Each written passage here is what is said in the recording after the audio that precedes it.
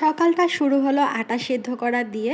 এই তো আটাটা সিদ্ধ করার পরে আমি এটা মাখার জন্য সামান্য একটু তেল ব্যবহার করি। তাতে আটাটা কিন্তু খুব ভালো মাখা হয়। এখন ছোট, ছোট রুটি বেলে নিব। আর আমি সামান্য চেষ্টা করি রুটিগুলা যাতে একটু গোল হয়। এই তো আমার রুটি বেলা শেষ। আমি একেবারে রাতের জন্য রুটি বেলে রেখেছি। কারণ রাতে আমরা প্রায়ই রুটি খাওয়া হয়।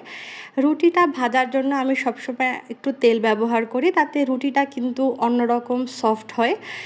এখন রুটি বেলা শেষ হয়ে গেল। আমি একটা ডিম পোস্ট করে নেব। সকালের নাস্তার জন্য আসলে বেশি কিছু করতেও ইচ্ছে হয় না।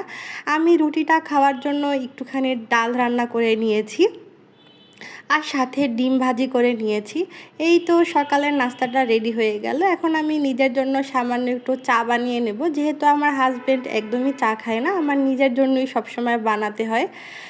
তারপর আমি বেশি করে চা পাতা দিয়ে, কারণ আমি একটু কড়া লিকারের চা খেতে পছন্দ করি। এই তো আমার চা বানানো শেষ। এখন আমি একা একা চাটা এনজয় করব। আপনারা সবাই ভালো থাকবেন। ওকে, আল্লাহ হাফেজ।